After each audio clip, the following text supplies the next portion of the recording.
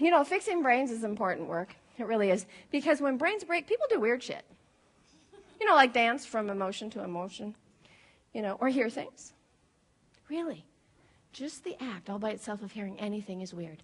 Did you know that sound is just an invention of the mind? It is. It's a little bit of brain business done by neurons that pass their ideas over areas called synapses. Molecules don't actually make a thump when they bump.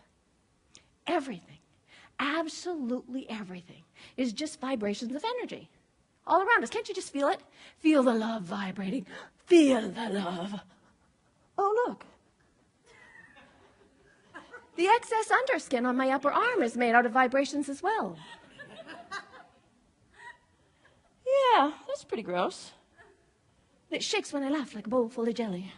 You know what that reminds me of? That reminds me, I was at this massage therapist, you know, and I get on this new contraption he has, and it's like, it's got vibrating pedals, you know. So I'm on it, and I'm vibrating the fat away, totally naked, for 20 minutes.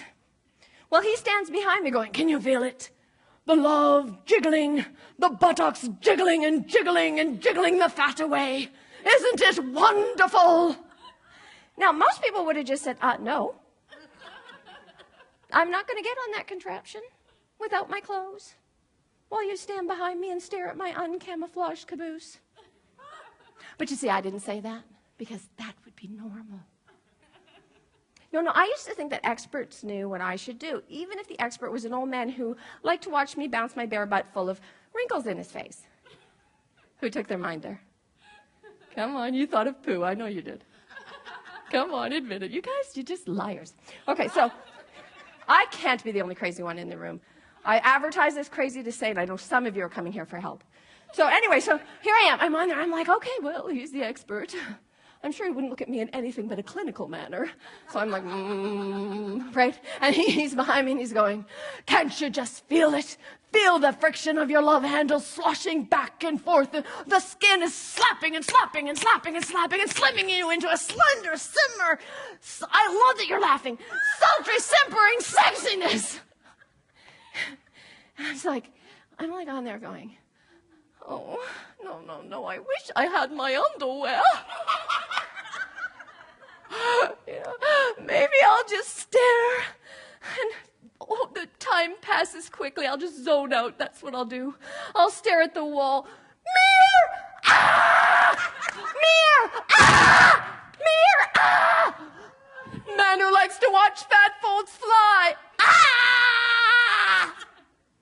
Maybe this experience is why I still make jokes about my butt.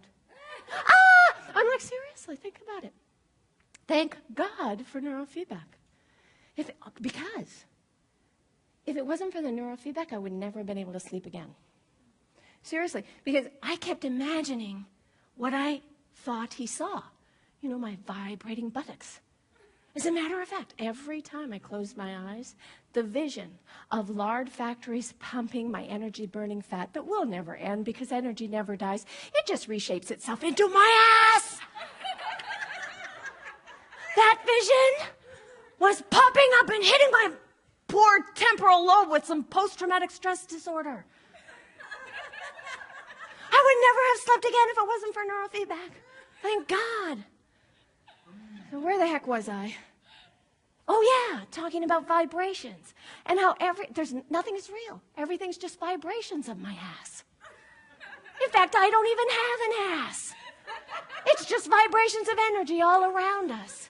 As a matter of fact, we hear because when the cheeks of my ass come together, they set up a vibrational response in the air. And some of those vibrations make their way into our inner ears. And when they get into our inner ears, they tickle the neurons. The little hairs in there tickle the neurons, whose job it is to decode and decipher. That's really how it works. As a matter of fact, at that point, those neurons just invent our experience. Hopefully next time they'll invent it smaller. No, seriously, I mean, you know, a lot of people think that sound is real, but it isn't. I can prove it. Watch. We make up our words based on sound and vibrations. For example, blubber. See? Just a lot of blubbers blubbing. It's making those vibrations go into our inner ears. Okay, so here they are. They're in our inner ears. They're making up our experience. They're deciding what it is. And I keep thinking, when I was in neuroanatomy class and I learned that, I thought, wow, can you just imagine that job? You know, being a group of neurons with the weight of somebody's auditory ass on your, with the weight of somebody's auditory reality resting on your shoulders. I mean, all those neurons would just be sitting there, you know, they're like, well, I don't know. What do you want to do with these vibrations, Ed? Well, I don't know. Do you have any ideas, Joe? No, not really. What about you, Herb? Do you have any ideas? No. I don't have any idea what to do with these vibrations. Joe, Bob, Ed, and Herb, they're all just, they're sitting and talking and shaking and vibrating, a little bit afraid, you know, to commit to what that should be. And then finally one of the smarter neurons sticks up his axon. Oh, sorry. Axons are usually on the bottom. He's like, I have an idea, Joe, Bob, Ed, and Herb. We can trick them into thinking there's something out there.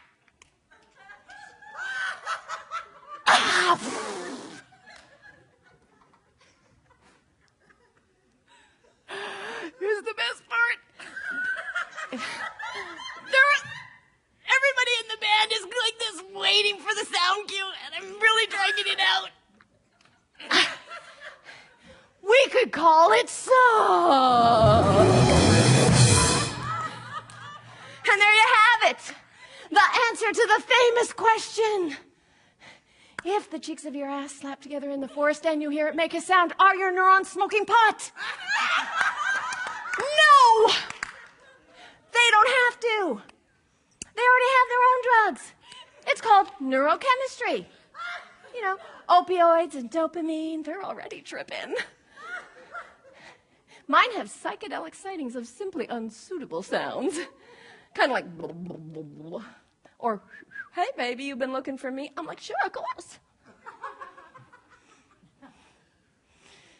No, really, the more famous question, all right, I know I'm digressing. I digress a lot. You'll just have to keep up with me. So actually, sometimes I digress on my digressions, which I think I'm doing right now, but I'm not sure because digressions are very hard to keep track of, really. And I don't mean to be confusing. It just comes naturally. But I do believe I was about to tell you the more famous question, which is, if a tree falls in the forest and there's no living creature there to hear it, does it make a sound? You know, and the answer is, hell no. In fact, it doesn't even make a sight. That's a different lecture, which would be a digression on my digression. Dar, you promised. You can do it. You rock. You're awesome.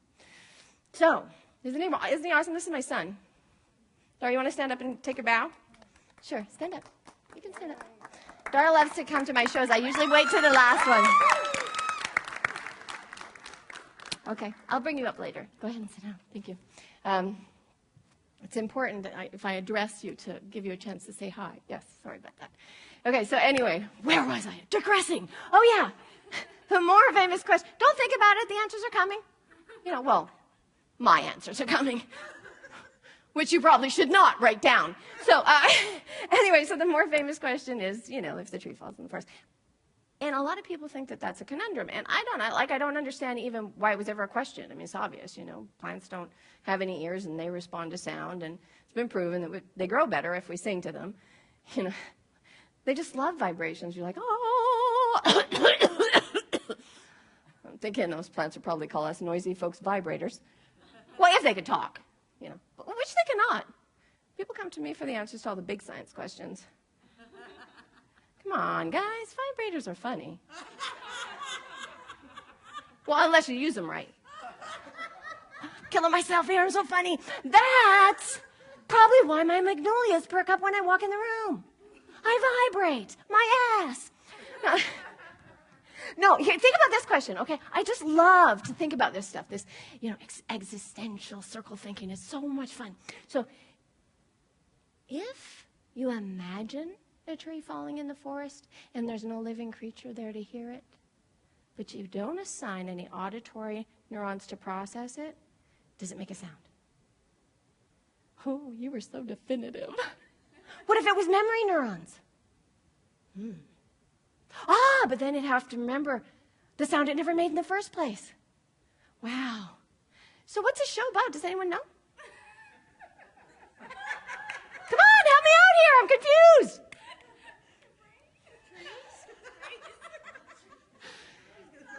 It's about the brain. My ass. It's totally about my ass.